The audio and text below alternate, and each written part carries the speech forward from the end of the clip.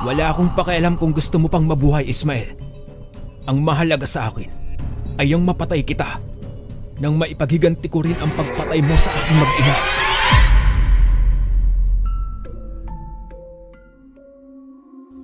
Isang bunga ng pagkakamali sa nakaraan ay siyang dahilan ng pagdurusa sa kasalukuyan. Handa mo bang tanggapin ang iyong tadhana o ipaghiganti ang mga araw na ipinagkait sa iyo? Magandang araw sa mga masugid na tagapakinig ng channel na ito. Maging sa iyo, Sir Proy, at sa iyo rin, Sir Ray. Nais kong magpasalamat dahil isa sa mga sulat ko ang iyong napili sa araw nito. Itago mo na lang ako sa pangalang Fernando. Kasalukuyan akong nakatira sa isa sa bayan ng Mindoro. Dito na ako nakatira simula noon hanggang sa aking pagtanda. Nasa 65 taon na ako ngayon at sinulat ko itong sarili kong karanasan upang magbigay din ng inspirasyon at katatakutan sa lahat ng nakikinig sa iyo. 23 taong gulang pa lamang ako noon. Binata at may nililigawan na isang napakagandang babae sa aming baryo. Mahinhin siya at babaeng babae kung kumilos. Minsan lang din itong lumabas ng kanilang bahay dahil sa loob lamang siya pinagtatrabaho ng kanyang mga magulang. Siya lamang ang nag-iisang babae sa 6 na lalaking mga kuya at kapatid niya. Pang-apat siya sa kanilang magkakapatid. Itago ko na lamang siya sa pangalang Ana. Marami ang umiibig sa kanya at nagtangka siyang ligawan. Pero ang ilan sa kanila ay sumuko na dahil sa mga kapatid niya at kanyang mga magulang. Ako naman ay pasulyap-sulyap lang sa kanya. Minsan kapag nag-iigib siya ng tubig sa aming balon. Inaabangan ko talaga siya tuwing 3:00 ng hapon at iigib din ako. Kaya sa ganoong paraan ay magkakaroon ako ng pagkakataon na makausap siya at makasama. Doon nagsimula ang lahat kung bakit niligawan ko nito. Unang beses kong panliligaw sa kanya ay binigyan ko siya ng isang gumamela na bulaklak. Ang pangalawang beses naman ay hinaranahan ko siya sa kanila. Labis naman ang kaba ko sa mga sandaling yon. Lalo pat ang 6 niyang mga kapatid na lalaki ay nakatingin sa akin sa labas. Kasama ang kanyang tatay. Kahit na nanginginig ang aking buong katawan at pinagpawisan ng malagkit ay nairaos ko naman ang gabing yon. Nakaharap ko na may buong tapang si Ana at ang kanyang pamilya. Nang araw din iyon, matapos kong makausap ang mga kapatid niya at mga magulang ay labis ang aking tuwa dahil pinayagan naman nila ako na umakyat ng ligaw kay Ana. Matapos ko silang makausap ay nagpaalam na rin akong uuwi na. Hinatid naman ako ni Ana hanggang sa bakuran nila at nagpasalamat din ito sa akin. Naalala ko na gabi na akong umuwi nun dahil nauna na ang mga kaibigan ko na siyang tumugtog ng mga gitara. Panay ang lingon ko sa aking likuran at ilang beses akong nagdasal na sana hindi maubusan ng gaas ang gasera na aking dala. Bali-balita pa noon sa aming baryo na may isang aswang raw na bagong lipat sa amin. Noong lumapit ang matandang ito ay hindi na naging tahimik ang aming baryo. Halos may namamatay sa aming baryo kada linggo o kaya naman ay kada buwan. Iisa lang din ang rason ng pagkamatay ng mga ito. Inatake sa puso habang natutulog. Pero ang sabi-sabi ng iilan ay inaswang daw ang mga ito at palabas lamang na namatay dahil sa atake sa puso. Marami na ring humingi ng tulong sa albularyo sa amin pero kahit sila, hindi nila mapigilan ang aswang na yun. May narinig din akong sabi-sabi sa amin na ang aswang na kanilang pinagbibintangan ay walang iba kundi si Lolo Ismael. Hindi naman ako naniniwala noon dahil hindi ko naman nakita ng dalawang mata ko na aswang talaga itong si Lolo Ismael. Umiiling-iling ako habang pumapasok sa aking isipan ang tungkol sa bagay na iyon. Napapasipol na lamang ako habang nagbabagtas sa daan. Minsan ay kinausap ko ang aking sarili at tumatawa na lamang na mag-isa. Maniwala, hindi naman totoo ang mga bagay na ganoon eh. Ni hindi pa nga ako nakakakita ng dalawang... Napatigil na ako sa aking pagsasalita nang may matanaw ako sa unahan na isang bulto ng tao. Habang papalapit ako sa kinaroroonan nito, ay naging klaro na kung sino ito. Walang iba, kundi si Lolo Ismael. Patakbo naman akong lumapit sa kanya. Pero napatigil ako nang makita ko ang kanyang ginagawa. Nakatuwad siya habang nagdadasal ng lengguwahe na hindi ko naman maintindihan. Bigla na lamang akong napalunok ng sunod-sunod. Pakiramdam ko rin ay nagtayuan ang balahibo ko sa buong katawan at maging sa batok. Tumibok ng malakas ang aking puso habang nanginginig ang aking mga tuhod. Sinubukan kong iangat ang aking kanan na paa para naman umatras pero hindi ko magawa-gawa. Lolo Ismael, huwag ka naman ho magbiro ng ganyan. Hindi ho nakakatawa. Pero hindi man lang natinag si Lolo Ismael at nagpatuloy pa rin siya sa kanyang pagdarasal. Kinilabutan na ako ng mga sandaling yon. Pakiramdam ko ay may mali sa ginagawa ni Lolo Ismael at alam ko na hindi siya nagbibiro. Noong nagkaroon na ako ng lakas ay mabilis na akong tumakbo papalayo. Pero bigla ko na lamang narinig na sumigaw ng malakas itong si Lolo Ismael. Halos magkakandapa-dapa na ako sa aking pagtakbo, makalayo lamang sa kanya. Ganoon na lamang ang pandalaki ng mga mata ko nang bigla na lamang may humarang sa aking harapan. Pag-angat nito ng ulo ay sumalubong sa akin si Lolo Ismael na nakangisi habang nanlilisik ang mapupula niyang mga mata. Saan ka pupunta, bata? Hindi ka ba magbibigay ng galang sa akin? Bakit mo ko tinakbuhan ng ganun-ganun lang? Lo, hindi ho kita nakikilala. Akala ko ho ibang tao na nakatuwad. Pasensya na po. Uuwi na po ako, Lo. Nagmamadali po kasi ako eh. Baka hinahanap na ako nila nanay. Ihahatid na kita, bata. Alam mo naman na delikado ang maglakad ng mag-isa ngayong gabi. Maraming mga mababangis na hayop ang nag-aabang sa kagubatan. Naku, Lo, wag na ho. Malapit naman ho ang bahay namin. Nasa bukana lang po nitong gubat. Saka baka makasalubong ko rin si tatay at sinusundo ako. Dito napansin ko naman ang bigla ang pag-iba ng mukha ni Lolo Ismael nang marinig niya ang huling sinabi ko. Mukhang nawala ang bangis sa kanyang mga mata at may napagtanto na isang bagay. Ang mga mata niya ay bumalik sa normal na kulay nito at tumayo siya ng tuwid. Kahit takot na ako, sinubukan kong maglakad palapit sa kinatatayuan niya. Lalagpasan ko na sana siya nang bigla na lamang niya akong hawakan sa aking kamay. Nahigit ko ang aking hininga nang lingunin ko ito. Nakangisi siyang muli habang nanlilisik ang mga mata. Hindi ko napigilan ang aking sarili at napasigaw ako ng pagkalakas-lakas.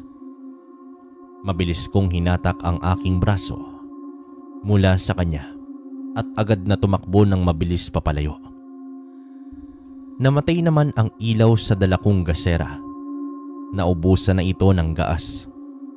Kaya tumatakbo na lamang ako ng dire-diretso. Kahit na hindi ko alam kung tama pa ba ang nilalakbay ko. Makaraan ang ilang sandali ay nakarinig ako ng isang malakas na alulong ng aso. At sa mga sandali na yon, alam ko na aswang ang may gawa nun. Tumigil ako sa pagtakbo nang hiningal ako. Sumilong ako sa lilim ng isang malaking puno ng alatiris. Kahit papaano ay maliwanag ng konti ang buong gubat dahil sa sinag ng buwan.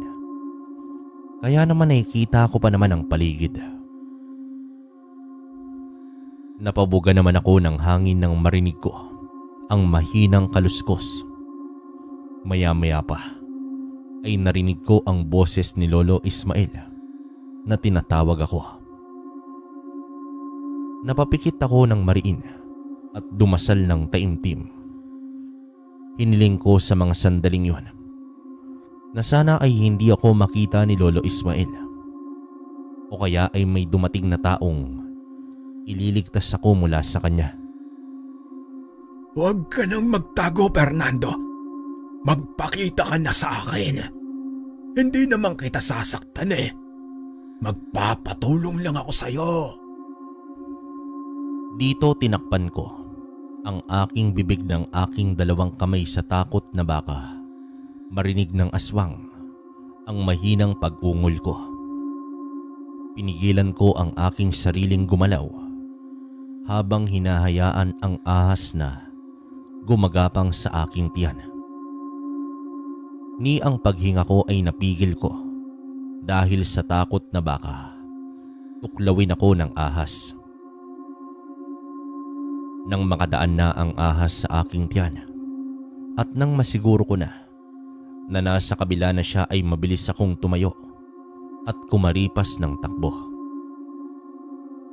Naramdaman ko na lamang na bigla na lang na may humawak sa aking balikat at mabilis akong binalibag sa lupa. Nahigit ko ang aking hininga dahil sa sobrang sakit na namayani sa aking likuran. Pag-angat ko ng tingin ay sumalubong sa akin ang nakangisi na si Lolo Ismael. Agad niya akong sinakyan sa aking tiyan at sinakal sa aking leeg. Pinahirapan mo pa akong bata ka. Magpapahuli ka rin pala.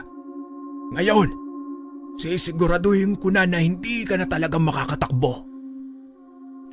Lola Ismael, bakit niyo ginagawa ito? Parang awa niyo na ho. Nagpupumiglas naman ako para makawala mula sa pagkakasakal niya. Sinubukan ko siyang suntukin sa kanyang tagiliran. Pero kahit anong suntok na gawin ko, ay mukha wala namang yung epekto sa kanya. Makaraan ang ilang sandali ng pagkakasakal niya sa akin. Pakiramdam ko ay malalagutan na ako ng hininga. Nagulat na lamang ako nang biglang may sumipa kay Lolo Ismael na malakas dahilan para tumilapon siya sa may kakawian. Agad akong tumayo at tiningnan ang lalaking bagong dating. Umalis ka na, bata. Ako na ang bahala sa aswang na mangkukulam na ito. Teka, sino ka? Mukhang hindi ka taga rito sa baryo namin ah. At paano mo nagawa yun? Ang lakas mong sumipa. Dito tiningnan lang ako ng lalaki at mabilis siyang tumakbo patungo naman kay Lolo Ismael na patayo na para sumugod sa akin. Nanatili lamang akong nakatayo sa aking kinatatayuan habang pinapanood silang dalawa na lumalaban. Hindi naman ako makapaniwala sa aking nakikita ng mga sandaling yon. Parang may kapangyarihan ang lalaki dahil malakas itong sumuntok at sumipa. Mabilis na nagpakawala ng suntok ang lalaki sa mukha ni Lolo Ismael. Dahilan para muling sumubsob sa lupa ang matandang yon. Matagal na kitang hinahanap, Ismael. Nandito ka lang pala nagtatago sa baryo na ito. Hindi ka lang basta lumipat dito, kundi nagdala ka pa ng perwisyo. Dito mo pa dinala ang pagiging aswang at mangkukulam mo. Hindi mo ako masisisi, Jaime. Nais ko lamang mabuhay tulad ng isang normal na tao. Pero hindi ako mabubuhay kung hindi ako kakain ng karne ng tao. Yun lamang ang tanging paraan para lumakas ako. Wala akong pakialam kung gusto mo pang mabuhay, Ismael. Ang mahalaga sa akin ay ang mapatay kita nang maipaghiganti ko rin ang pagpatay mo sa aking mag-ina. Hindi ko akalain na ang isang pilay na katulad mo at wala ng silbi ay may kakayanang ikilos ang mga paa niya. Subalit alam ko na pansamantala lamang iyan dahil sa gamit mong anting-anting. Pero kung hindi mo naman yan suot, ay mananatili pa rin ang aking kulam sa iyo at panghabang buhay ka nang magiging inutil. Kitang-kita ko ang pagkuyom ng kamay ni Jaime ng mga sandaling yon dahil sa galit. Mabilis niyang sinugod ng suntok at sipa si Lolo Ismael. Pero kahit ano ang gawin niya, ay hindi niya pa rin ito natatalo. Mas lalo lamang lumalakas ang matanda sa tuwing masasaktan siya. Hindi ko na nakayanan ang panonood ko sa kanilang dalawa ng mga oras na yun at sa takot na rin na baka ako ay madamay sa away nila. Mabilis akong tumakbo upang lisanin ang gubat. Pagdating ko sa bahay ay sumalubong agad sa akin si Kuya Semyon. Kami na lang dalawa ang magkasama sa buhay. Dahil matagal na ring wala si nanay at tatay dahil sa malubhang sakit. Ang isa na nga rin sa pinagdududahan namin ni Kuya Semyon ay baka gawa din ng aswang ang pagkamatay ng mga magulang namin. Pero wala naman kaming makitang ebidensya. Kaya hindi na namin yon binigyan ng pansin pa. Matagal na ring nangyari ang bagay na yon, kaya nawala na sa aming isipan. Gulat na gulat siya nang makita akong habol ang sariling hininga. Oh, Fernando, bakit hingal na hingal ka? Mukhang tinakbo mo ang daan pa uwi rito. Saka bakit ka ba ginabi? Naku kuya, hindi ka maniniwala sa ikukwento ko sa'yo. Bakit ano na naman ba yan? Magpahinga ka na nga muna saka magbihis. Tsaka natin pag-usapan nan mamaya kapag kakain na tayo. Pero hindi na ako nagpapigil at sinabi ko na ang lahat kay Kuya Semyon. Nanlalaki ang mga mata niya sa kwento ko at hindi makapaniwala sa kanyang narinig mula naman sa akin. Hindi ba at may usapan dito sa baryo natin? Naaswang talaga si Lolo Ismael. Oo tol, yun din ang narinig ko. Saka may sabi-sabi rin na isa siyang mangkukulam. Siya pala ang may pakana kung bakit maraming namamatay sa ating baryo, buwan-buwan na lamang. Ang pinakatakutan ko ngayon kuya, ay baka ako na ang sunod niya. Lalo pa at alam ko na ang totoo kung ano siya. Pinakabahan ako at baka may gawin siyang masama sa akin. Tumayo naman si Kuya sa kanyang inuupuan at naglakad siya ng pabalik-balik sa aking harapan. Kitang-kita ko sa kilos niya ang pag-aalala para sa akin. Kailangan nating lumapit sa albularyo para humingi ng proteksyon, Fernando. Baka nga balikan ka ni Lolo Ismael at hindi niya palampasin na may nalalaman ka. Pero wala tayong kilala na albularyo dito sa baryo natin kuya. Kung mayroon man ay sa kabilang bayan pa. Kailangan na natin maghanda ngayon para bukas na bukas din ay pupunta tayo sa kabilang bayan. Tumungo sa kusina si Kuya Semyon. Saka kumuha siya ng bawang sa kabuntot ng pagi. Inilagay niya iyon sa kanyang bayong. Abala kami sa paghahanda ng mga sandaling yon. Nang makarinig kami ng katok sa labas ng pinto. Nagkatinginan kaming dalawa ni kuya. Mabilis niyang hinugot ang isang itak. Sa puluhan nito saka tiningnan ako. Kinuha ko rin ang maliit na punyal na nasa dingding at hinawakan yon ng mahigpit. Dumakot naman ako ng bawang sa kasina at dahan-dahang sumunod sa likuran ni Kuya Semyon. Nang malapit na kami sa pinto ay mas lalo pang lumakas ang katok ng kung sinong nasa labas. Dito hinawakan ni Kuya ang siradora at mabilis na binuksan ang pinto. Sinabuyan ko agad ng asin at bawang ang taong nasa labas at ganun na lamang ang gulat ko nang sumalubong sa amin ang isang lalaking nakalaban ni Lolo Ismael kanina. Pinapasok namin siyang dalawa ni Kuya Semyon sa loob ng bahay. Agad ko namang sinara ang pinto. Sa kaniyaya ang lalaki na maupo muna sa upuang kahoy. Ako nga pala si Fernando at ito pala ang Kuya Semyon ko. Salamat nga pala sa pagtulong mo sa akin kanina mula kay Lolo Ismael. Hindi ko akalain na isa pala siyang aswang. Ako nga pala si Jaime at ginawa ko ang bagay na yon dahil iyon ang responsibilidad ko. Pinuntahan kita dito dahil sigurado ako na ikaw ang isusunod niya. Kilala ko si Ismael. Hindi niya hahayaan na mabuhay ka, lalo at alam mo na ang totoong pagkatao niya. Teka, isa ka bang albularyo? Hindi, pero malapit na rin sa pagiging albularyo. Isa akong antingero at responsibilidad ko na pigilan ng mga aswang at ang iba pang nagkakalat ng kasamaan dito sa mundo. Kung ganoon, ano ang maaaring gawin ng kapatid ko para hindi siya makulam o maaswang ng Ismael na iyon?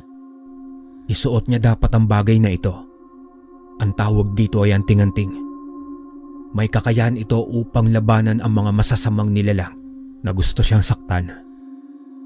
Paano ba namin malalaman kung epektibo ba ang bagay na yan? Kailangan lang niyang maniwala at palagi itong dasalan. Hindi lang iyon, manalig siya sa Diyos. Tumayo naman dito si Jaime. Saka hinubad ang kanyang suot na anting-anting. Natuod kami sa kinatatayuan namin ni Kuya nang makita namin ang kanyang isang paa ay putol. Kitang-kita ko ang galit at lungkot sa mga mata ni Jaime habang nakatingin sa amin ni Kuya at sunod sa kanyang putol na paa. Ito ang ginawa sa akin ni Ismael. Bata pa lamang ako noon ay pinatay na niya ang ama ko na isang antingero. Hindi pa siya nakontento at kinulam niya ako hanggang sa maputol ang isa kong paa. Noong nagkapamilya na ako at nalaman na ipinagpatuloy ko ang sinimulan ni tatay, pinatay niya ang pamilya ko. Kaya hindi ako matatahimik hanggat hindi ko siya napapatay. Kaso masyado siyang malakas at hindi ko siya maisahan. Hindi kami nakapagsalita ni Kuya Semyon ng mga sandaling yon matapos na marinig ang nangyari kay Jaime. Kung ganoon, Jaime, sana ay magtagumpay ka para makamtan mo rin ang hustisya ng pagkamatay ng mag-ina mo. Huwag kang magalala, Jaime. Sigurado naman ako na darating ang araw na yon na makakamtan mo rin ang hinahangad mo. Dito ka na rin pala matulog ngayong gabi. Nagpasalamat pa ulit ako kay Jaime bago ko kinuha mula sa kanya ang anting-anting na kanyang bigay. Kinabukasan ay nagpaalam na rin si Jaime sa amin ni Kuya Semyon para umuwi na rin sa kanila, sa kanilang bayan. Sinabi niya sa akin na babalik din daw siya sa susunod na araw para muling harapin si Lolo Ismael. Sinabihan niya kami ni Kuya Semyon na laging mag-iingat. Isinuot ko na rin ang anting-anting na bigay ni Jaime at saka dinasalan pagsapit ng orasyon. Kapag lumalabas naman ako at kung may pagkakataon na makakasalubong ko si Lolo Ismael, ay napansin ko na umiiwas siya ng tingin sa akin at lumalayo. Noon malaman ko na epektibo ang anting-anting na bigay sa akin ni Jaime, ipinagpatuloy ko ang panliligaw kay Ana hanggang sa sinagot niya na ako at naging kami na. Noong ibinalita ko kay kuya ang tungkol sa amin ni Ana, ay sobrang saya niya para sa aming dalawa. Masyado kong naging abala sa panliligaw kay Ana at hindi ko napansin ang malubhang karamdaman ni Kuya Semyon. Natagpuan ko na lamang siya isang araw sa kanyang silid na sumusuka ng napakaraming dugo. Agad ko siyang dinaluhan at hinimas ang kanyang likod. Pero sa bawat paggalaw niya ay sumisigaw si Kuya Semyon. Tila nasasaktan siya sa tuwing siya ay gagalaw. Napansin ko na puno na ng pasa ang kanyang mga braso, maging sa paa. At noon ko lang din napansin. Kuya, ano ang ibig sabihin nito? Kailan mo pa ito nararamdaman? Hindi naman sumagot si Kuya Semyon sa akin. Sa halip ay hinawakan niya ako sa aking braso ng mahigpit at saka naman ito umiling-iling. Sumigaw naman ako ng tuluyan nang siya'y mahimatay. Mabilis ko siyang binuhat. Sigaw ako ng sigaw para humingi ng tulong. Dumating ang ilan naming kapitbahay at tinulungan nila akong buhatin si Kuya Semyon palabas ng bahay. Pero napatigil kaming lahat nang biglang dumating si Jaime. Iwan niyo lang siya sa kanyang silid at mababawi pa natin siya. Huwag na huwag niyo siyang ilalabas ng bahay at dalhin sa ospital. Nagkatinginan ang ilan naming mga kasambahay at tutol sa sinabing yun ni Jaime. Pero naniwala ako sa kanya. Binalik ko si Kuya sa kanyang kwarto at pinabantayan ko siya kay Mang Pasit. Tumungo naman ako sa labas at dito hinarap ko si Jaime. Ano ang nalalaman mo sa nangyari kay Kuya? Ang alam kong may gawa niyan sa kanya ay si Ismael. Hindi kanya magalaw, kaya ang ginawa niya ng masama ay ang kuya mo. Pero huwag kang magalala at pupuntahan ko siya para tapusin na ang kasamaan niya. Kung gano'n ay isasama ako sa iyo, Jaime. Kailangan kong makaharap siya para maipagiganti at mabawi ang kulang na ginawa niya kay Kuya Semyon. Huwag na, Fernando. Mas kailangan ka ng kuya mo rito. Kaya dito ka lang at bantayan mo siya. Hindi, gusto kong sumama sa iyo. Sige, kung yan ang gusto mo at ayaw mo na magpapigil. Pero bago tayo umalis, puntahan ko muna ang kuya mo. Dadasalan ko lang siya at iiwanan ang isang mahalagang bato para masigurado natin na hindi siya magagalaw ni Ismael.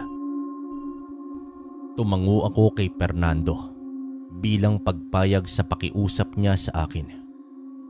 Tumungo nga siya sa kwarto ni Kuya Semyon. Kung ano ang kanyang ginawa ay hindi ko alam. Nanatili lamang ako sa may sala habang nakaharap sa isang altar at taimtim na nagdarasal. Nang matapos itong si Jaime ay lumabas na rin ito. Noong tinanong ko siya kung ano ang kalagayan ni Kuya ay sinabi niya sa akin na kailangan namin magmadali. Kung hindi raw kami makakaabot sa tamang oras, ay baka tuluyan na raw na lisanin ni Kuya Semyon ang mundo. Agad naman akong sumunod sa kanya at tumungo nga kami sa bahay ni Lolo Ismael. Nasa pusod ng kagubatan ang bahay ni Lolo Ismael. Wala siyang kahit na sinong kapitbahay dahil sa takot. Hindi ko akalain na ang mga kwento ay totoo. Pagkarating namin sa bakuran ng bahay ni Lolo Ismael, ay agad na kumatok sa pinto si Jaime. Bawat katok niya ay may kasamang pagtulak doon na animoy winawasak niya ito. Ismael, lumabas ka dyan. Ako ang harapin mo. Ibalik mo si Semyon. Alam ko na tinatago mo lang siya. Ibalik mo na ang kuya ko, Lolo Ismael. Kung may galit ka sa akin dahil alam ko kung ano ang tunay mong pagkatao, ako na lang, Huwag mo nang idamay si kuya. Ilang sandali pa ang lumipas at bumukas ang pinto ng bahay ni Lolo Ismael. Nakangiti siya sa aming dalawa ni Jaime habang iiling-iling. Parang kanina pa niya kami inaasahan na dumating sa bahay niya. Narito ba kayo para bawiin si Simeon? Wes, pasensya na, pero hindi ko magagawa ang bagay na yan. Kung ganoon, mapipilitan akong pabagsakin ka, Ismael, nang sa ganoon ay wala ka ng mabiktima pa. Hindi ko napansin ang mabilis na pagbunta ni Jaime sa kinatatayuan ni Ismael. Sakal niya na ang matanda nang kumurap ako. Ako naman ay mabilis na umasok sa bahay ni Lolo Ismael at hinanap ko si Kuya Simeon. Narinig kong nagdasal si Jaime ng isang Latin habang nakikipaglaban siya sa matandang aswang na mangkukulam. Habang nagdarasal si Jaime, ay siya namang paghawak ni Lolo Ismael sa kanyang ulo na parabang nasasaktan siya. Kaya naman sinundan ko ang dasal ni Jaime. Kung ano ang binibigkas niya ay siya ring inuulit ko. Hanggang makalipas ang ilang sandali ng pagdarasal ay narinig ko ang boses ni Kuya Simeon na sumisigaw. Naroon lamang pala siya sa isang silid na pinuntahan ko kanina, pero hindi ko man lang siya nakita. Napagtanto ko na ginamitan kami ng alinto ni Lolo Ismael para hindi makita si Kuya Simeon. Mabilis naman akong tumungo papunta sa silid at agad na tinulungan si Kuya Simeon na makawala mula sa pagkakatali niya. Kuya, ikaw ba talaga yan? Hindi ka ba impostor? Pambihira, nakuha mo pa talaga na magbiro dyan, Fernando. Ako ito. Pauwi na ako kahapon nang makasalubong ko sa Ismael. Pagkatapos nun ay natagpuan ko na lamang ang sarili ko kagabi na nandito na sa pamamahay niya. Kung ganun ay inaswang at kinulam ka niya. Bilisan na nating makaalis tayo rito habang nilalabanan pa siya ni Jaime. Tumayo kami ni Kuya Simeon at mabilis na nilisan ang kwarto. Pagkarating namin sa sala ay naabutan namin na sinasakal ni Lolo Ismael itong si Jaime. Nakadagan ang matanda sa tiyan ng lalaki. Kumuha naman si Kuya Simeon ng isang kutsilyo na nakita niya sa kusina at ako naman ay inilabas ang bawang at asin na nasa aking bulsa. Mabilis kong sinaboy kay Lolo Ismael dahilan para mabitawan niya si Jaime. Agad na bumangon si Jaime sa pagkakahiga sabay sahig. Sinuntok niya agad sa mukha si Lolo Ismael at mabilis na nag-usal ng isang dasal. Sa bawat dasal na binibitawan niya ay siyang pagpupumiglas ng matanda. Naisipan kong kumuha ng lubid para talian si Lolo Ismael. Si Kuya naman ay tinulungan ako. Noong makakita na kami ng dalawang tali, ay agad naming tinalian ang matanda. Itinali namin siya sa haligay ng kanyang bahay. Ngayon ay gagawin ko na ang bagay na dapat noong ko pa ginawa. Walang hiya ka, Jaime. Pakawalan mo ko rito. Pipilayan ulit kitang hayop ka. Wala ka nang magagawa pa, Ismael. Kulang pa ang buhay mo sa pagpatay sa aking mag-ina. At sa mga araw na pinagkaitan mo akong makalakad at mabuhay ng normal. Nararapat lamang sa iyo yan. Bilang kabayaran sa ginawa ng ama mo sa mga mahal ko sa buhay. Isang ganti lamang ang aking ginawa, Jaime. Kaya hindi mo ako masisisi. Habang buhay kitang guguluhin. Kitang-kita ko ang galit sa mga mata ni Lolo Ismael at Jaime. Tayo na, Fernando. Kailangan na nating umalis dito. Baka mamaya ay madamay pa tayo sa alitan nilang dalawa. Napakamot na lamang sa ulo si Kuya at napilitang tumango. Nagtago kaming dalawa sa dingding at pinapanood ang mga pangyayari. Kapag kailangan ni Jaime ng tulong ay nakahanda kaming lumabas kahit na anong oras.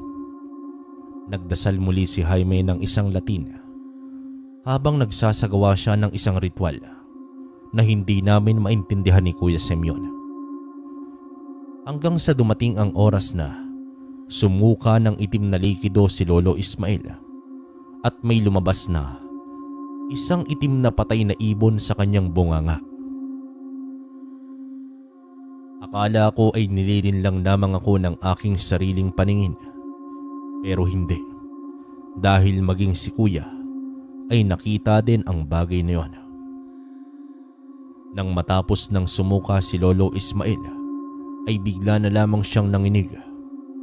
Inukitan siya ni Jaime sa kanyang noo ng simbolo ng krus.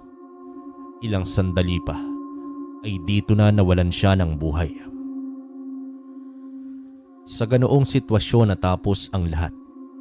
Inilibing namin ang katawan ni Lolo Ismael sa bakuran ng kanyang bahay pagkatapos namin siyang dasalan. Ayon pa kay Jaime, kinuha niya ang pagkaaswang ni Lolo Ismael para tuluyan ng matapos ang kasamaan nito sa mundo. Subalit nananatili pa rin daw ang pagiging mangkukulam ng matanda dahil hindi niya na yon kayang walain pa. Nang araw ding yon ay nagpasalamat kami kay Jaime dahil sa kanyang tulong na iligtas kaming magkapatid. Sinabihan niya kaming dalawa ni Kuya Semyon na lumisan na sa baryong yon at lumipat sa ibang lugar. Bago naman lumisan si Jaime ay binigyan niya muna ng isang anting-anting si Kuya Semyon bilang proteksyon sa mga masasamang nilalang. Ang nangyari na yon sa buhay ko ay napaka-misteryoso at talagang hindi ka panipaniwala. Pero iisa lang ang alam ko. Totoo yon at hindi lamang ako namamalikmata dahil nakita iyon ng aking dalawang mga mata. Hanggang ngayon ay narito pa rin ang anting-anting na bigay sa akin ni Jaime. Palagi kong dinadasalan upang hindi mawala ang bisa. Kung nasan man si Jaime, kung nabubuhay man siya ngayon, sana ay nasa mabuti siyang kalagayan. Wakas. Okay, kamusta mga kabaryo, kalakbay? Bale, parang siguro napansin nyo nag-iba yung boses ko. Dahil to dun sa inaral natin, sana magustuhan nyo. At yun, muli nagpapasalamat ako sa patuloy na sumusuporta ng Kwentong Baryo, Kwentong Kalakbay, saka Kwento ni Kabaryo. So yun, dito hindi na ako magbibigay ng mahabang komento. Medyo hindi ko lang kasi alam talaga kung anong uri ng anting-anting yung binigay ni Jaime, saka kung anong kakayahan meron to. Pero feeling ko may mutya to. Yun, para sa akin napakaganda ng kwento. Maikli man pero kapupulutan mo ng aral. Kumbaga mag-utol talaga tong kwento na to. Kayo, kung may komento kayo, i-comment nyo sa baba para mabasa ko mga kabaryo. Mag-iingat kayong lahat. Maraming salamat sa inyo. Hanggang sa susunod na kwento. Ang medalyon ng apoy, isa sa mga anting-anting na bihira na lamang makita sa ngayon. Swerte ang meron pang ganito, magpahanggang sa ngayon. Ang medalyon ng apoy ay merong kakaibang kapangyarihan. Takot naman ang mga aswang dito dahil nasisilaw sila sa liwanag na lumalabas at hinihigop sila. Sinasabi din noon na marami ang aswang na nakakulong sa medalyon ng apoy. Magandang araw sa iyo, kabaryo at kalakbay, at sa mga masugid mong tagapakinig at subaybay ng mga magagandang kwento dito sa Kwentong Kalakbay. Katulad ng iba, ay gusto ko din ibahagi sa inyo ang karanasan ko. Tawagin nyo na lamang po ko sa pangalang Mulong, 20 anyos, Ang kwentong ibabahagi ko ay isang karanasan na hindi ko malilimutan sa tanang buhay ko. Tubong Palawan po ako at simple lang ang buhay namin ng tatay ko. Kami na lamang dalawa ang nabubuhay. Maagang nawala ang nanay ko dahil sa panganganak naman sa akin. Magtutuba naman ang tatay ko sa aming sariling niyogan. Hindi naman kalawakan iyon. Para bang sakto lang talaga. Nag-iipon din kami ng suka sa banga para naman meron kaming maibenta. Hindi din lingid sa kalaman ko ang mga kwento tungkol sa mga nilalang na nabubuhay sa mundo. Minsan na din na ikwento sa akin ng tatay ko ang tungkol sa lolo ko na may medalyon ng apoy. Isa itong si lolo sa mga tagapagtanggol ng mga kapwa niya tao sa mga masasamang nilalang. Saksi din daw si tatay kung papaano makipaglaban si lolo gamit ang medalyon. Pumanaw naman si lolo dahil sa katandaan nito at wala ni isa ang nakakaalam kung nasaan ang medalyon niya.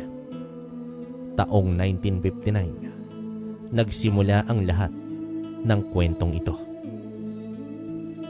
Mulong anak, sasama ka ba sa akin sa niyogan? Aba, opo itay. Saglit lang at nagbibihis pa po ko eh. Abay, bilisan mo dyan. Marami pa akong aakyatin na niyog. Ihahatid pa natin ang mga tuba sa bibili. Eto na tay, tapos na po. Marami po ba tayong pag-atira ng tuba mamaya? Marami-rami din anak. Kaya halika na para hindi tayo abutin ng tanghali. O paring Peping, mukhang maaga pa ang lakad ninyong mag-ama. Ay oo paring Berto. Pupunta kami ngayon sa Nyugan para kumuha ng tuba. Nanigurado akong marami na naman ang malalasing sa tuba mo. Saka pabilin mo din ako ng kalahating galon pare. Hindi nakakasawa ang tuba mo. Habang tumatagal lalong sumasarap. Parang binobola mo pa ata ako pare ah. O siya sige, yahatid na lang namin mamaya dyan ni Mulong. Sige pare, nabala ko pa yata ang lakad nyo. Dito na muna ako sa kanto. Habang tumatagal tay, pumapatok na dito sa baryo ang tuba natin ah. Oo nga anak, mabuti na lang at may tanim tayo ng nyog. Palagi ko namang sinasamahan si tatay sa pagkuha ng tuba sa aming maliit na niyogan. Nang maubos namin kuhain iyon, sa itaas ng puno at nagpahinga muna kami. Saglit naman sa maliit na kubo. Hanggang sa nanaginip ako kalakbay. Apo ko, Mulong, gumising ka. Nasaan po ako? Sa kasino ka? Bakit mo ako kilala? Ako ang lolo Aldrin mo. Naririto ako sa ibang dimensyon. Kumbaga ay nasa panaginip. Pero paano mo ako nakakausap ng ganito? Para kang isang buhay at hindi patay lo. Maaari mong makausap ang isang tao gamit ang panaginip. Wala na akong oras. Kaya naman pumasok na ako sa panaginip mo. Gusto ko pa sanang makausap ka. Pero kailangan mong malaman ang tungkol sa medalyon ko. Mulong anak, gising. Gumising ka. Bakit po itay? May problema po ba? Saka nasan po si lolo? Binabangungot ka yata anak kaya ginising kita. At anong sinasabi mo na lolo mo? Bangungot? Opo, nakausap ko si lolo. Nandito lang siya kanina at may gusto siyang sabihin sa akin eh. Ah, panaginip lang iyon. Saka bakit ka naman niya kakausapin tungkol sa medalyon niya? Hindi ko din alam itay. Malalaman ko na sana kung hindi mo ako ginising eh. Puro kakalokohang bata ka. Pagod ka lang kaya kung ano-ano ang napapanaginipan mo. Tara na at ihatid na natin itong mga tuba. Totoo talaga itay. Nakausap ko nga si lolo. Totoo na kung totoo. May mga ganun naman talaga na nangyayari. Pero ang panaginip ay kabaligtaran lang iyan. Saka bakit sa'yo magpapanaginip si tatay? Pwede naman sa akin. Baka hindi niya kayo gusto itay. Kaya sa akin siya nagpapakita sa panaginip ko. Buong maghapon kong iniisip ang aking napanaginipan. Tungkol naman kay lolo. Tama naman si tatay. dahil bakit sa akin si Lolo nagpapakita sa panaginip ko. Kinagabihan, nasa ibang dimensyon naman ang espiritu ko. Kakaiba ang nasa paligid. May mga ibon at mga paru-paro. Kulay berde ang mga damo. Hanggang sa nakita ko naman si Lolo. Nakangiti ito sa akin. Pasensya ka na, Apo, kung palagi akong nagpapakita sa panaginip mo. Masaya akong makita ka. Hindi ko man lang nagawa na ipagheli ka noon dahil patay na ako bago ka pa ipinanganak. Iyon din nga po ang ipinagtataka ko, Lolo. Bakit po kayo laging nasa panaginip ko? May gusto lang sana akong sabihin sa'yo. Pero naisip kong hindi muna sa ngayon. Tungkol po ba yan sa medalyon? Iyon din po kasi ang narinig ko sa inyo noong una. Noong una kayong nagpakita sa panaginip ko. Ang bagay na iyon ay gusto kong makuha mo mula sa pinagtaguan ko. Ikaw ang napili kong magmana noon. Dahil nakikita ko sa'yo ang katapangan at kabutihan ng puso mo. Eh bakit po ko, Lolo? Saka hindi ko naman po kailangan ng bagay na yun eh. Tama ka, Apo. Hindi mo nga kailangan iyon sa ngayon. Pero balang araw ay kinakailangan mong kunin iyon para protektahan ang lahat. Protektahan ang lahat? Saan naman po, Lolo? Oras lamang ang makapagsasabi sa iyo noon, Apo. Kapag nakuha mo ang medalyon, pag-aralan mo ng mabuti kung paano gamitin ito. Makikita mo din ang librong itim kasama ng medalyon. Basahin mo lang ang mga nakasulat at maniwala ka lang. Sumasakit ang ulo ko sa mga sinasabi mo, Lolo. Pasensya na. Hayaan mo. Maiintindihan mo din ang lahat. Bigla na lang akong napabangon sa higaan dahil sa napanaginipan ko. Lumabas naman ako ng kwarto at dumiretso sa may sala. Naabutan ko naman dito si Tatay at Mang Berto na nag-uusap. Hindi nakatakas sa pandinig ko ang tungkol sa mga aswang. Totoo ba ang sinasabi mo, Paring Berto? Baka naman gumagawa ka lang ng kwento, ha? Kailan ba ako hindi nagsabi sa'yo ng totoo, pare? Totoo ang balita na mayroon na namang aswang sa baryo natin. Ang hirap naman kasing paniwalaan yan. Dahil naubos na lahat ni Tatay ang mga aswang noon. Ikinulong niya iyon sa medalyon niya. Abay, malay natin, Paring Peping. Baka mayroon palang nakatakas noon. At ngayon ay nag-aasik na naman ng lagim. Kung totoo man yan, wala tayong magagawa. Wala naman tayong mga kapangyarihan para labanan sila. Iyon na nga ang problema, pare. Mabuti sana kung iniwan sa'yo ni Mang Aldrin ang medalyon. Kaso wala eh. Mas mabuti na din yung wala sa akin ang medalyon para hindi gumulo ang buhay namin itong simulong. Baka naman po may ibang paraan para labanan ang mga aswang kahit na wala ang medalyon. Sa papaanong paraan nga natin sila malalabanan? Wala naman tayong alam tungkol sa mga aswang. Umalis na si Uncle Berto. Kaya naman kami nilang ni Tatay ang natira. Tinanong ko siya tungkol naman sa medalyon ni Lolo. Paano po ginagamit ang isang medalyon ni Tay? Mulong anak, bakit naman sa dami-dami mong itatanong ay tungkol pa dyan? Kailan ka pa nagka-interes sa mga medalyon? Wala lang po, Tay. Naitanong ko lang. Saka naisip ko na kung sakali man na totoo ang aswang na sinasabi ni Mang Berto, ano na ang gagawin natin ngayon? Mag-iingat ka at saka manampalataya sa Diyos. Yun ang magandang dapat gawin. Huwag mo nang pangarapin pa ang mapa sa kamay mo ang medalyon. Dahil hindi naman madali ang magkaroon ng ganoon. Marami kang kailangan na pagdaanan at lampasan na pagsubok. Ang dapat lang nagagamit nun ay ang mga bihasa sa medalyon. Parang lahat naman, Tay, kailangan dumaan sa pagsubok eh. Saka paano nagkaroon si Lolo ng medalyon? Bigay iyon sa kanya ng kalikasan, anak. Mahilig kasi ang Lolo Aldrin mo dati na maglakbay kung saan-saan. Minsan ay sa mga gubat siya pumupunta. Ganun po ba? Paano po napaganan ni Lolo ang medalyon? Saka ang galing naman dahil kinukulong ng medalyon ng mga aswang. Sa pagkakatanda ko, Mayroon siyang malit na librong itim. Nakapaloob doon ang mga dapat gawin. Saka teka anak, may bala ka bang hanapin ang medalyon ng lolo mo? Wala po akong planong hanapin yun, Tay. Ay mabuti naman, dahil pag-aaral na lang ang atupagin mo. Ang isang tagapag-alaga kasi ng medalyon ay mayroong kaakibat na obligasyon, anak. Hindi lang sarili mo ang dapat mong protektahan, kundi ang buong sangkatauhan. Sumapit ang gabi. Handa na sana akong matulog nang marinig ko ang boses ni Mang Berto. Nasa labas ito, kasama ang asawa nitong buntis. Nanginginig ang boses niya, para bang takot na takot. Kaya naman lumabas ako. Sa may kwarto at naroroon din si tatay sa labas. Hindi naman makapagsalita ng maayos itong si Uncle Berto. Kinuhanan siya ng tubig para naman mawala ang panginginig niya. Oh, ano bang nangyari sa'yo, paring Berto? Bakit ganyan ang itsura mo? Para kang natatakot na ewan. May mga aswang na sumalakay sa bahay, pare. Mabuti na lang at nakatakas kami. Aswang? Bakit naman kayo sasalakayin, Mang Berto? Hindi ko din alam, Mulong. Alam ko na kung bakit. Masyadong mabango sa pang-amoy nila ang buntis. Ang anak mo ang habol nila, paring Berto.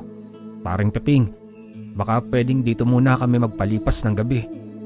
Delikado sa bahay ang mag-ina ko. Kinuklap na din nila ang bubungan namin. Oo naman pare, walang problema. Mulong, doon ka na lang muna sa akin tumabi. Hayaan mo munang gamitin nila paring Berto ang silid mo. Sige po. Pumasok na rin kayo, Ate Cecil. Doon ka na sa kwarto ko para makapagpahinga na kayo. Nako, nalinti ka na. Bakit paring Berto? Tinundan nila kami. Paparating na sila dito, pare. Madali lang silang itaboy, pare. Mulong, kumuha ka ng asin sa may kusina. Dito lumabas naman kaming tatlo at saka isinaboy ang asin sa palibot ng bahay. Bago lang sa paningin ko ang makakita ng nilalang na aswang. Lumapit sana sa amin ang isa nang biglang hinagisan ito ni tatay ng asin. Namimilipid ito at umuusok ang katawan. Kumuha naman ako kaagad ng isang malaking kahoy at hinataw ang isa pang aswang na dahan-dahang gumagapang papalapit sa amin. Mga lintik kayong aswang kayo. Balak nyo pang lapain ang anak ko. Ala sige, lumayas kayo. Tama na iyan paring Berto. Pumasok na tayo sa loob ng bahay. Aalis din ng mga yan. Hindi na ba sila makakalapit sa bahay, Itay? Hindi na yan anak. Maraming salamat sa inyo paring Piping. Paano, magpapahinga na muna ako. Sige paring Berto, ganun din kami. Matulog lang kayo ng mahimbing ng anak mo.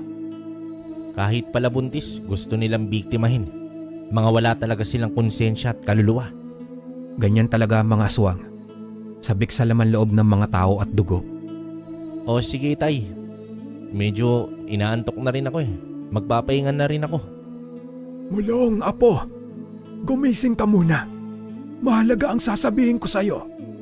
Lolo, ano po ang sasabihin ninyo? Panahon na, apo, para kunin mo ang medalyong ko. Sa likod bahay sa may puno ng nara, doon ko ibinaon iyon. Kunin mo habang may oras pa. Bakit kailangan po na ako ang kumuha noon? Nais kong sa'yo ipamana ang medalyon, apo. Alam kong kaya mong gampanan ang pagiging tagapagtanggol. Hindi ko kayang maging isang tagapag-alaga, Lolo. Baka hindi ko magampanan eh. Naniniwala ako sa kakayahan mo, apo. Magtiwala ka lang sa sarili mo. Ituturo sa'yo lahat ng librong itim ang mga dapat mong gawin. Hindi ko sukat akalain na mayroon pang mga aswang ang natira. Tinatanggap ko na po ang medalyon, Lolo. Gagawin ko na ang lahat para sa mga tao. Para sa kaligtasan ng lahat. Ganyan nga, apo. Maging matapang ka. Maaga pa lang ay nasa likod bahay na ako. May hawak na pala. Wala din si tatay dahil pumunta ito sa may niyogan. Minsan ay napapaisip ako na baka niloloko lang ako ni Lolo. Ipinagpatuloy ko ang ginagawa hanggang sa meron akong naramdaman na parang may tinamaan ako sa lupa. Agad kong kinalkal ng kamay ang natirang lupa. Tumambad sa akin ang isang bilog na kulay ginto at pula ang nasa gitna nito. Sa ilalim nito ay isang librong itim. Pumasok naman ako sa loob ng kwarto at saka binasa ang mga nakasulat. Latin iyon, kalakbay. Hindi maintindihan pero nababasa ko naman. Maya-maya pa ay lumiwanag na ang hawak kong medalyon. Mulong! Mulong anak, nariyan ka ba sa silid mo? Narito ako, Itay. Bakit ganyan ang itsura mo? Saka ano yung nasa kamay mo? Teka, kilala ko ang libro na yan ah. Saan mo nakuha ito? Sa likod bahay po. Nakabaon sa may lupa. Nakabaon. Kaya paano mo naman nalaman na naandoon ito? Sinabi po sa akin ni Lolo eh. Palagi siyang nagpapakita sa akin sa panaginip, Itay. Saka ito po yung medalyon niya oh. Diyos ko. Bakit naman sa'yo pa ipinamana ng lolo mo ang bagay na ito? Bakit, Itay? May masama po ba doon? Wala namang masama anak. Ayoko lang na magulo ang buhay mo at nakatuon ang oras mo sa misyon. Saka pwede mo naman na hindi tanggapin ang medalyon. Kaya ko po ito, Itay. Hindi ko naman po tatanggapin kung hindi ko kaya. Saka nakiusap sa akin si Lolo eh. Ay, ano pa nga bang magagawa ko anak? Nandyan na yan eh. Araw-araw kong pinag-aralan ang mga nakasulat sa libro. Unti-unti kong natutunan ang paggamit ng medalyon at mga orasyon na para lang sa medalyon ng apoy. Hanggang sa nasasaulo ko na ang mga ito. Tuwing Martes at Biyernes ay inaalayan ko ito ng isang dasal ayon sa librong itim. Hindi magtatagal anak. Magagamit mo na ang medalyon na iyan. Kay tagal kong hinanap yan. Tapos sa likod lang pala ng bahay nakatago. Iyon din po ang ipinagtataka ko, Itay. Bakit hindi sa'yo pinamana ni Lolong medalyon niya? Ewan ko ba sa lolo mo anak? Wala atang tiwala sa akin eh. Itay, may naririnig ka bang sigawan? Oo, parang meron nga. Nanggagaling sa mga kapitbahay natin. Halika, tignan natin anak. Tay, umiilaw ang medalyon. Ibig sabihin may mga aswang sa paligid natin. Saglit at kukunin ko ang itak ko. Halika na. Kailangan na natin tulungan ng lahat. Paring Peping, masyadong marami ang aswang. Nakikita ko nga pare. Magsisimula na naman ang laban ng mga tao sa pagitan ng aswang. Itay, merong papalapit. Ako na ang bahala dito, Mulong. Gawin mo ang dapat mong gawin. Mag-iingat ka anak. Tumakbo naman ako kung saan ang ibang mga kapitbahay namin. Isang aswang ang humarang sa akin. Agad naman akong nagpakawala ng orasyon para sa medalyon. Nagliliwanag ito na para bang isang apoy. Dito inatake ko ang aswang. Nakakaiwas naman siya sa mga suntok ko. Hanggang sa hindi niya naiwasan ang isa kong kamao. Hinubad ko ang medalyon, saka hinarap sa mukha niya. Sumigaw ito dahil sa hinihigop siya ng medalyon. Hanggang naging isang abo na lamang. Ubusin niyo ang lahat ng tao. Wala kayong itira, kahit isa na sa kanila. Bakit kayo nagsisipag-atrasan? Mga walang silbi. Nababag na ba ang buntot ng mga kauri mo? At sino ka namang lapastangan ka? Ako lang naman ang tatapos sa'yo at sa mga kasamaan mo. Ikaw baka mo ang tatapos sa akin? Pinapatawa mo ko, bata. Sumapi ka na lang sa amin kung gusto mo. Bata man ako sa inyong paningin, pero kaya kitang patumbahin. Bakit namimerwisyo kayo ng mga tao? Wala na kayong ibang ginawa, kundi ang magasik ng lagim. Dito pa talaga sa baryo namin. Dahil sa amin ang mundo, kami ang dapat na naghahari sa lahat. Alipin lamang namin kayong mabababang uri. Pagbibigyan kita, bata. Ayaw ko sanang pumatol sa'yo. Ang kaso makulit ka. Tingnan natin kung ano ang kaya mong gawin. Gamit ang itak ni tatay, ay mahigpit ko itong hinawakan. Tumakbo naman ang lalaki. Papunta naman sa kinatatayuan ko. Agad naman akong nagpadulas sa lupa at nagpailalim sa kanya. Itinaas ko ang itak para masugatan ito. Nadaplisan naman siya ng konti sa kanyang tiyan. Buisit, naisahan mo ko dun ah. Magaling bata. Pasalamat ka, daplis lang yan. Dahil kung inabot ang laman loob mo, baka patay ka na. Hindi ka ang papatay sa akin. Hindi nga ako. Pero ang medalyon ng apoy ang bahala sa'yo. Medalyon ng apoy? Hindi iepekto sa akin yan. Kapag nangyari yan, tatawanan lang kita. Nasa akin ang huling halakhak, bata. Katulad ng nasa libro, hinubad ko ang medalyon. Mahigpit kong hinawakan iyon. Para mahigop siya nito, kailangan kong ipain ang sarili ko sa kanya. Nang umatake naman ito sa akin ay hinayaan ko na lang na matamaan niya ako. Napatumba naman ako sa lupa at kinubabawan niya ako. Inangat niya ang ulo gamit ang kwelyo ng damit ko. Sinabi ko naman sa'yo, di ba? Ako ang mananalo. Ngayon, magpaalam ka na. Magaling ka na sana, pero naisa na naman kita. Oh, sa'yo na lang tong medalyon ko. Hindi. Ang init sobra. Hindi ako papayag na makulong sa medalyon na ito. Wala ka nang magagawa pa dahil huli na ang lahat. Habang buhay ka nang nariyan sa medalyon. Kinakailangan din nating magtulungan para hindi ka mahirapan. Sigurado akong tuwang-tuwa ang lolo mo sa kabilang buhay, anak. Anak, sa wakas ay natalo mo din siya.